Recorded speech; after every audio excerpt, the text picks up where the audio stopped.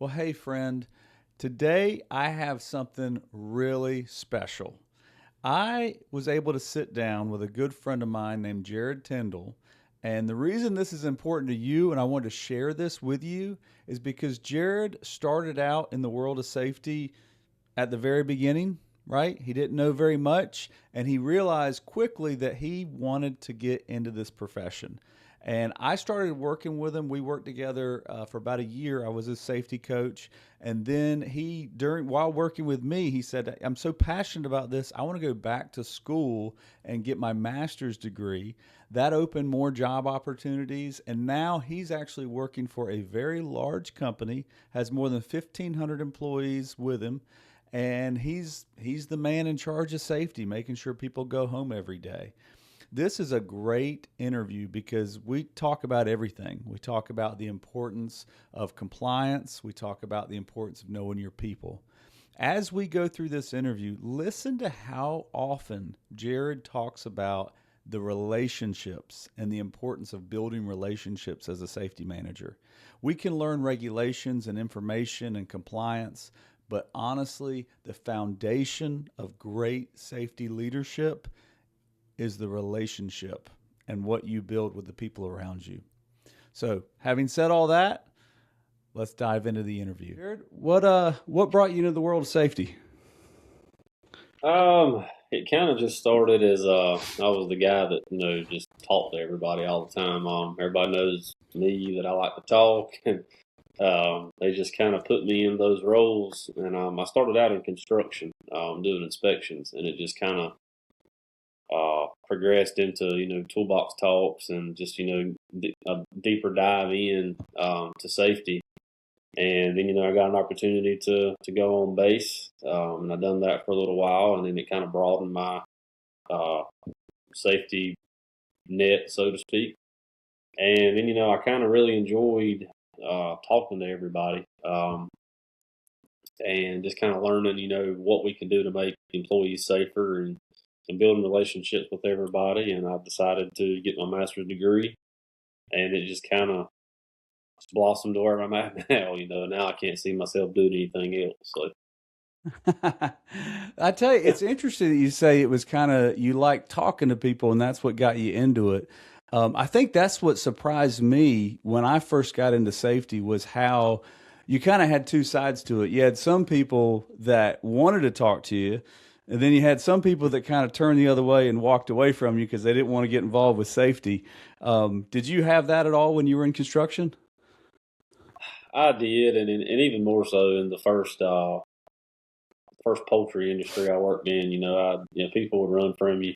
People weren't as open to talk about things because maybe they weren't doing it safely, and that was kind of what kind of dug into and saw. But I learned that the more I talked to people and the more I built those relationships, and they saw me as somebody that was there to help rather than somebody just to be the safety police.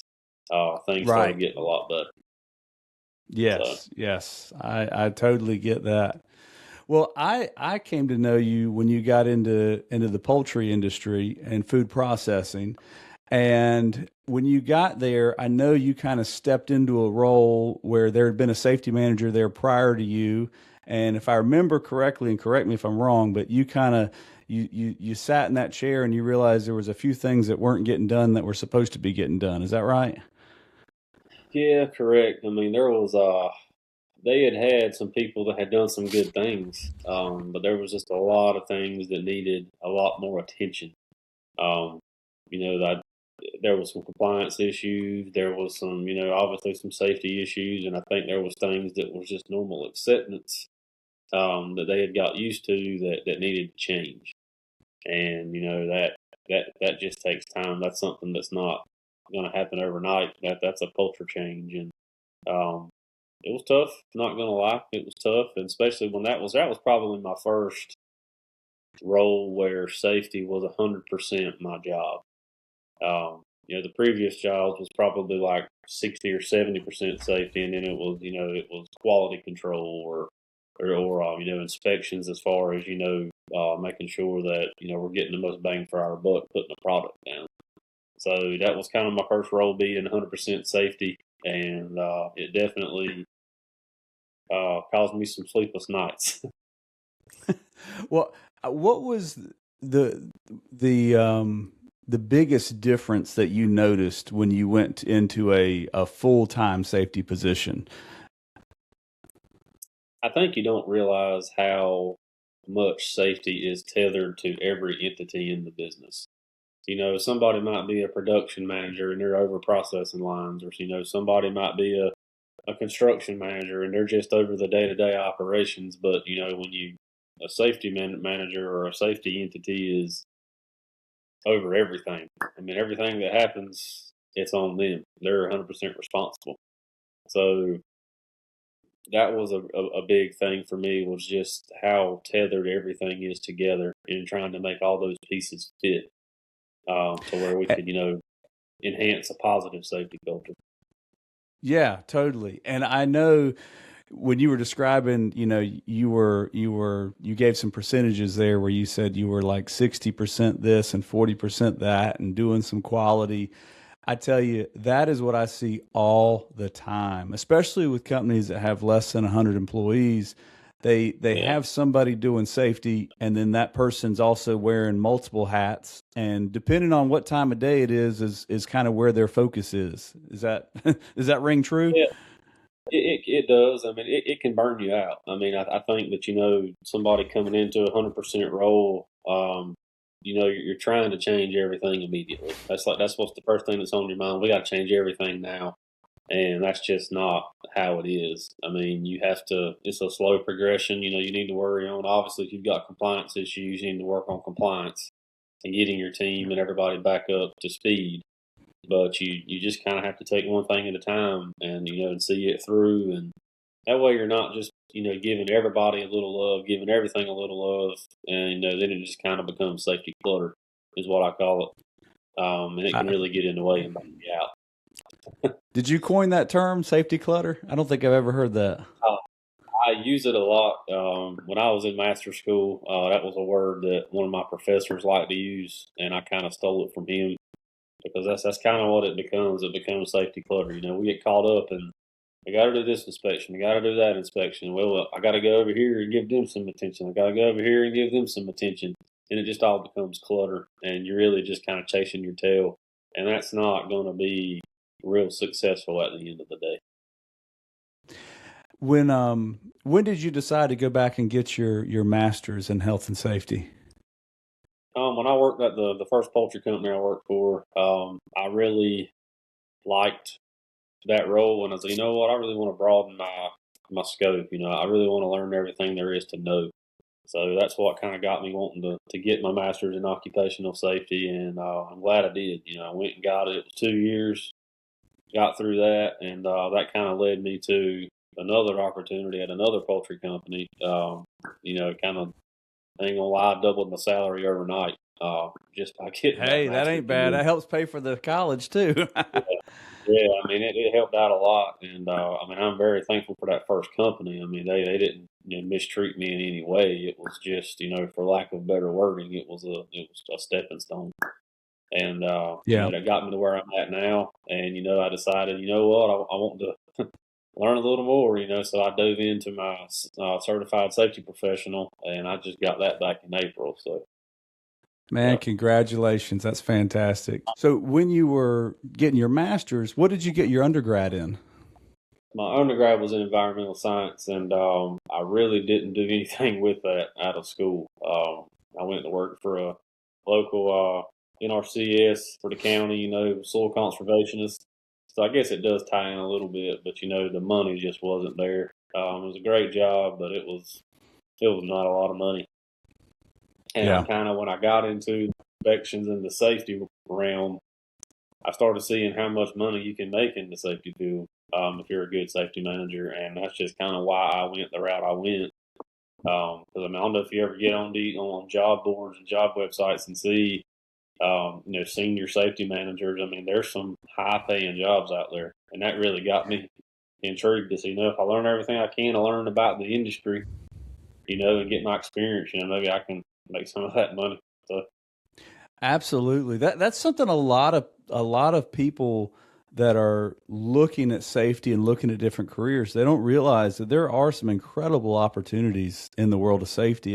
And when There you are. earn your stripes, so to speak, and you get the certifications and you get the experience behind you, um, the sky's the limit, and you can really get a job that's also very rewarding. And it's funny. I wanted to talk about that because there's kind of two sides to that coin. You mentioned earlier when you stepped into the role, the very first time you stepped into a full-time role, it was stressful and it was frustrating at times. When you first started, if you can put your mind back there, what frustrated you the most? Was it employees? Was it managers? Was it, what was it? I think it was a combination of both. Managers and and higher ups are going to tell you, "Yeah, I got your back all day. You got my support." But when it really comes down to it, most of them really don't. Production is primarily where their minds are focused because that's what makes the money. They see safety as a support system. It's not an entity that can necessarily make them money, but if they'll kind of get on board with a safety program and they see how much money you can save by really, helping push a safety program.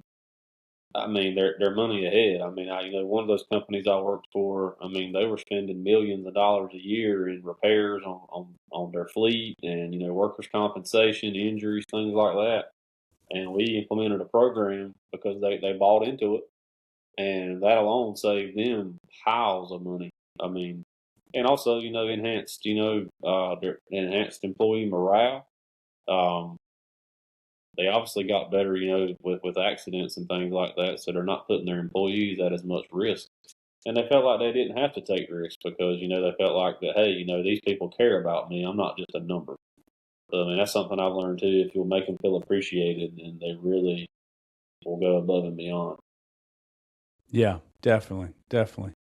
So I want to drill down on that a bit because I bump into that quite a lot where guys say, "Man, I'm really getting frustrated." You mentioned earlier is that those sleepless nights. What was it that Yeah, kept you up at night where you were, you brought it home with you. You carried it on your shoulders when you walked in the door. I think it's just changing a mindset. I was struggling with getting people to do things the right way, or underreporting and hiding things, and then obviously when Yeah. I come around, they might put that hard hat on, or they might, start sweeping up some, something that's, that could cause a slip, trip, and fall. But it's when you're not there. It's kind of what they always say. Your character is who you are when the lights go out, and that's a measure of your safety culture. I mean, how do you act when the safety manager isn't around? How do you act when upper management isn't around? And that's your true safety culture.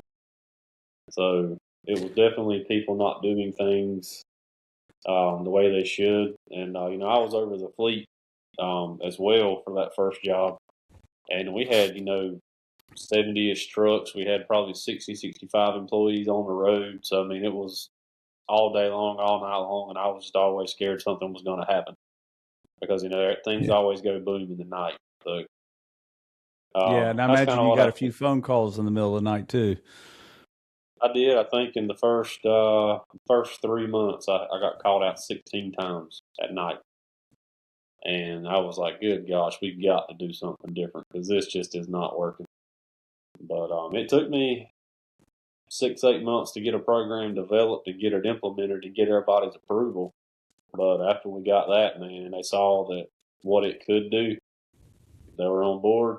I think that's just the biggest thing is communication with your upper management team and HR and everybody. Just getting everybody on the same page to buy into the program. If you can get them on board, communication is key. Then you can really change things. Yeah. That's something I realized. I'm, I'd love the idea of a grassroots safety effort. Unfortunately, it just doesn't happen that way. It always starts at the top. And if managers aren't supporting safety, then as a safety manager, you feel like you're just fighting a losing battle.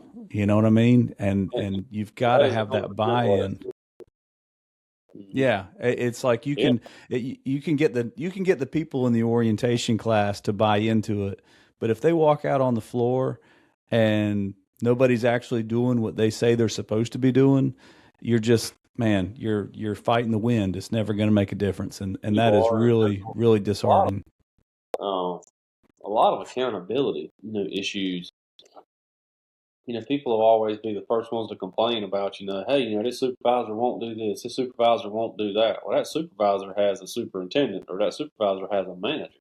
If that manager isn't holding that person accountable, then it's not going to change. So if it's being allowed to happen, then you've silently accepted it. I mean, if a manager walks by somebody that's sticking their hand in a machine, that's a lockout tagout violation, they don't say nothing about it. That person thinks, oh, this is okay to do that. And then if somebody else sees that same person, see that manager not do anything about it, well, then two people know about it, and then it's just going to be a domino effect. You can't silently accept anything like that, because once you do, that becomes your safety culture. I'm going to put you on the spot. I was going to ask you to share some of your wisdom with us that you picked up in the university there. When you were getting your master's, I know you had some very good professors. Was there anything that they told you that you hold with you to this day that you still think about? Any words of wisdom or tips that they gave you from a leadership standpoint? There's, there's several, and then everybody's got their opinions just based on their life experiences. But one of my professors, he was big on safety clutter. He says there's a million inspections you can do. There's a million trainings you can do. There's a million ways to go about compliance. He says, and there's no reason in doing them all. He says you need to focus on one thing, one task at one given time. He says, or it just all becomes clutter. If you got 100 things to do and you're supposed to give everything 100%, but you're only giving everything 10%, you're not doing anything. You're just chasing your tail. So I really took his words as far as safety clutter to heart, and really tried to simple wins a lot of times. It doesn't have to be difficult. It doesn't have to be hard. It just has to be communicated, has to be done correctly, and it has to be followed through with. You can't implement a program and then 6 months later fall off of it because you haven't done anything. You got to stick it out and follow through with it. Um, a lot of companies do behavior-based safety observations on their employees. A lot of companies I've been a part of have done that. And he didn't like those. He said, "I hate them." He says they're just a way for employees to pencil whip safety. And he's not wrong, because if I get 100 of them in a week's time, and all 100 people say there's absolutely nothing wrong in that plant, then I know it's being pencil whipped. So it's not an accurate measure of what's going on. So he said at that point that becomes safety clutter. He was like, "Why are we doing it? Because it's not doing anything." I love that. I couldn't agree with him more. I tell you, I get so frustrated when I see the safety inspections being done and you just have, you have 10 or 12 or 15 items and there's checks beside every one of them. And then you walk out on the Yep. floor and you see three things wrong right as soon as you walk in the door, and it's just because of what you said earlier. When you're in charge of safety, you're looking for things that people that are in charge of production aren't even thinking about. They're thinking about getting boxes out the door, whereas you're thinking about the training we did last week and why is nobody doing what we talked about doing? Yeah, because it just in any plant, in any manufacturing facility, anything. Just day to day operations. There's going to be something wrong. There's going to be exposed electrical wires. There's going to be a guard that's been pulled off a machine. There's going to be a slip, trip, and fall area where housekeeping needs some attention. There's always going to be something. There's going to be a fire extinguisher blocked or an emergency exit blocked. It's just the normal day to day operations, and that's where we can't just sit in an office all the time and get out there on the floor and spend time on the floor. I've got two safety specialists that work for me now and three nurses, and I make sure they all go on the floor, like random points during the day, because I want there to be a presence out there on that floor from safety. I've learned that if they see a presence on a consistent basis, everything tends to get a little bit better. But it's when we become a lot of safety managers, they become office dwellers, And they'll sit in their office and, they'll work on paperwork or they'll try to think about ways they can, and invoke change. But, sitting in the office, we have to do it. We have to do, paperwork and things like that. And that's all fine and good. But if you're not spending 70% of your time on the floor, then you're really not accomplishing anything in my eyes. You have to get out there. And it's not just about, finding safety issues. It's about talking with the people, making them feel appreciated, asking them, hey, why are you doing it this way? Or who's trained you to do it this way? And really get their trust and build their trust. And then that's how you enhance a culture. It comes down to that relationships. Like you said, you started out because you like talking to people. And I think that's a great quality of a safety manager, is somebody that people want to talk to. If people are going the other way when you walk in the door, you're probably not a very good leader. You're probably just somebody that's either leading by fear, but they're not doing it. They're not building a relationship with you to actually find out how to do the job safely, or why they should do it safely. Um, I Yeah, did want to follow up can't with you. I lead. know we've talked about. Go ahead. Sorry. Oh, I see. You mentioned fear, and that's, I read a book, I can't remember what it's called. It's like, What Are You Bleeping Stupid or something? And it's a safety book. And it basically just goes, telling you about all things safety and how, most companies do it wrong. And, that's fear is a chapter in that book. And, it says fear is the number one enemy of safety culture. If you're Hmm. out there invoking fear and you're cussing people out and disrespecting them because they're not doing what they're supposed to be doing, that's not going to make them want to do it the right way. You kind of have to go to them and be like, hey, we shouldn't be doing it this way. We'll talk about it a little bit. Make sure from now on this is how we do it. And just kind of, and then ask them why they're doing it that way. We have to be. What was another one of his famous words? It was, be curious, not judgmental. Um, be curious about what's going on. Don't judge. They might have been taught to do it that way, and the supervisor won't admit to it. So we have to really just understand why the employees are doing what they're doing before we can change things. Yeah, I agree. You've said a lot. You've given a lot of really good points here. The one thing I remember you mentioning earlier was just how um, there's there's that sense of there's so much to do. You feel like you've got to do 1,000 things, and you got to do 1,000 things before lunch. How do you personally prioritize stuff when you come into a fresh week on Monday morning? How do you prioritize your week? The first thing I do on Monday morning is before the employees get out there in the break room before they clock in, I'll go talk to them. Hey, how was your weekend? I'll talk to as many people as I can. How are you doing? Did you have a good weekend? How's your kids? I try to really just kind of amp them up for the day. Let them know somebody's thinking about them, somebody's caring about them. That's first and foremost every Monday morning, and that's really a lot of mornings what I do. I've just learned that just, some people ain't got nobody to talk to, and some people just like to be recognized, in those ways. And then I just kind of, it really kind of depends on what the trends are, what's happened in the previous week. Do we have any audits coming up? I mean, there's a lot of different ways I can go, but typically it's inspections. We're doing a lot of life critical safety assessments now, so we've kind of looked at what are the worst things that can happen in our plant. What is the one thing that could cause an amputation? What is one thing that could potentially cause a fatality? And we go ahead and we address those things and make sure that they are safened up if there is an issue. So that way we know that we're going to fail at some point. It's just some things just happen sometimes, um, just because of whatever reason.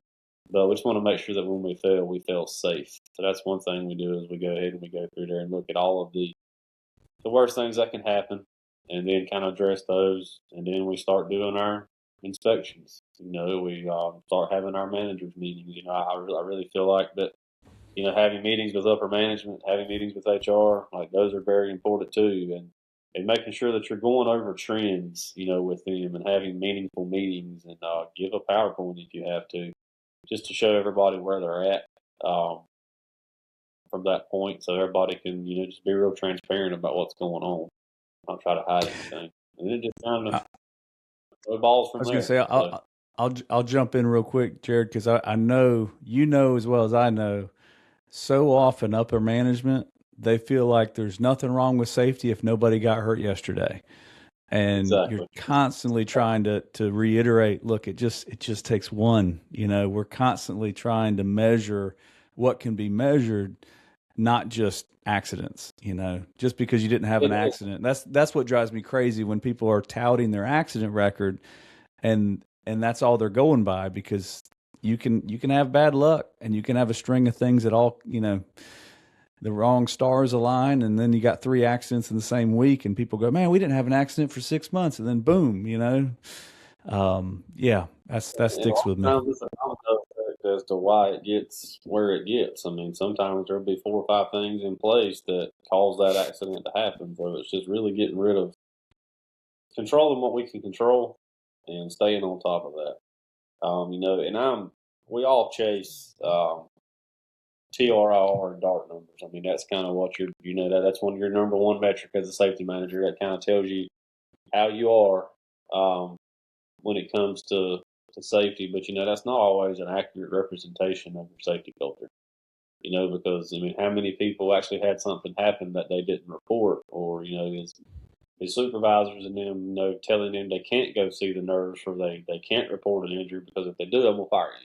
Like, you never know Yeah, truly and you think how. that would never happen, but we both know it does.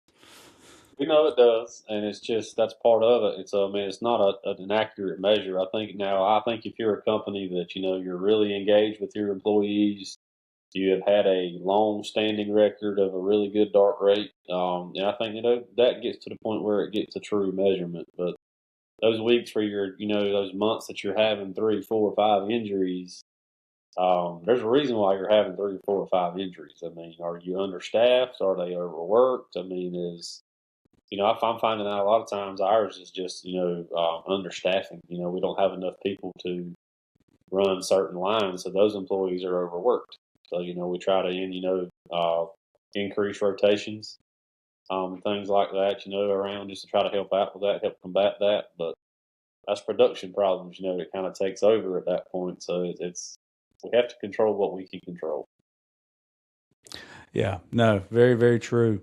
Listen, as we wind down, I got two more questions for you, and one of them I'll pick on you a little bit because I know you definitely made the money sound good, man. You're like, whew, money can be good in the world of safety. What's another way? And maybe you can give me an example. Maybe you can just tell me a story. But when have you felt like, man, I actually feel good about my job at the end of the day? You know what I mean? Like, I know personally, I'll tell you this, I've got 4 kids. They don't have any idea what I do. They just know I'm a safety guy. But when I come in to the house, every now and then my daughter will say, Daddy, did you save anybody today? And I say, I tried to, honey, and I would try to explain what I do, whether it's training or inspections. But to her, it's just like, did you save somebody? What in your job, since you've been in a few different industries and a few different roles, what's the most rewarding thing that's happened as a safety manager for you? I think, we safety managers hardly ever get recognition, right? Because you can't always. I'm one of those people that we had one thing go wrong this week, so it's just safety's got an issue going on. There's something wrong in safety, but how many things went right? There's so many things that have to go right during the day. So if you're going several weeks, and in our location we have about 1,800 employees, so if we go 3 or 4 weeks and don't have anything, that's a really good stretch of time. There's usually some type of first aid or something, of some kind. But that's why we have occupational health nurses to help with those. But I think it's I've had a couple superintendents and several hourly employees come up to me and thank me for what I've done, and tell me that I've really invoked change. They say it's not how it used to be because of me. And I don't do it by myself. I've got a team of people, and we've got a bunch of people in the plant who are buying into the program finally. But they're saying, look, you're the only manager that ever comes and tells me thank you, or comes and checks up on me, or whatever. So those things are the things that I take to the bank, because those are people that have took time out of their day to come tell me that I've made a difference. That's why a lot of us get into the safety world, is you want to help people, and I want to see people go home the exact same way they came. I've got a 2-year-old now, and I think about all the things in the world that I need to have in place for him. So I don't want anybody to not go home to their 2-year-old at the end of the day. I couldn't say it better myself. I think that it's who, there's a reason everybody comes to work in the morning, and they want to go home to that family. They want to go home to that community. And that's something that doesn't always translate through the DART numbers and the statistics and the metrics that we use to measure safety. But it definitely sticks with you when somebody comes up to you and pats you on the back, tells you did a good job. It does. And All right, we've last had question. some incidents. Go ahead. Sorry. We've had some incidents happen where we have a MERT team, that our MERT team has saved people. And that's strictly from a standpoint of getting proper training, learning how not to panic in emergency situations, and really wanting to help somebody out. So those are the things you take with you, that they may have lost an arm, or they may have lost a finger, or something, but they didn't bleed out because we knew how to apply a tourniquet and not panic in a bad situation.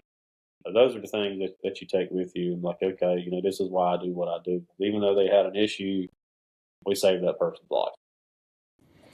That's powerful, man. That's really powerful. A couple of years ago, I had a client that actually had somebody get saved with an AED, and I'll never forget. I talked to the gentleman the next week after that had happened, and it was like I was talking to somebody that, literally an angel had gone and picked him up. It was incredible, the fact that he was still there. And that kind of stuff happens, and you never want to have to use that training that you get, but being prepared is always worth it. All right, I had one more thing I wanted to ask you, and this is something for all the young safety managers out there, for the people that are the safety techs, or maybe they're wearing multiple hats, like you said earlier. They might be somebody in maintenance or quality or HR. If you had one piece of advice for somebody that steps into the role of safety and they feel like, I have no idea where to start, what piece of advice would you give that person? Start with the people. Get out there, talk to the people, find out, why they do things the way they do them, find out why they're coming to work. Like, why do you come to work every day? Is it your family? Is it just to make money? Really get to know people and find out how they do and why they do what they do. And that's going to take you a long way, because they're going to give you everything you need. They're going to tell you, hey, well, this line needs this, this, this, and this. Once you start building those relationships with people, the rest of it's going to fall into place. And don't feel like you have to really. You're not going to change the world overnight. It is a slow progression. Don't feel like you have to change everything immediately. You can't just focus on rules instead of risk. You can't spend too much time in the office. All these are things you can do to really make yourself successful. Jared, this has been gold, man. This has been a master class. I really appreciate your time. I know everybody listening appreciates it, and trust me, I wish I had heard this 15 years ago when I got started, because I came in like a ball of fire, wanted to change everything, had no idea what I was doing. And I did, to my credit, I did try to focus on the people more than the rules and the regulations, but I just remember feeling like, where do I start? And I think that was excellent advice. Wow. I hope that you got as much out of that interview as I did. I could have sat there and talked to him for another hour, no question about it. Really enjoyed. I'm grateful that Jared was able to come on the podcast and share his insights about safety management and leadership. Listen, if that resonated with you, please go to my website, access a free OSHA audit checklist. This is the first step that you need to create a team around you so that you guys can become OSHA ready. Download the checklist. You're going to go to my website, helpwithosha.com. You can access the checklist there. There's actually a video that I walk you through exactly what you need to do to be OSHA ready. And then from there, you can actually dive into my OSHA audit workshop, and you can learn more about the system I use when I coach clients just like Jared, and you can get results just like him. So until we talk again, do everything you can to keep the people you work with safe, because no one should get hurt at work.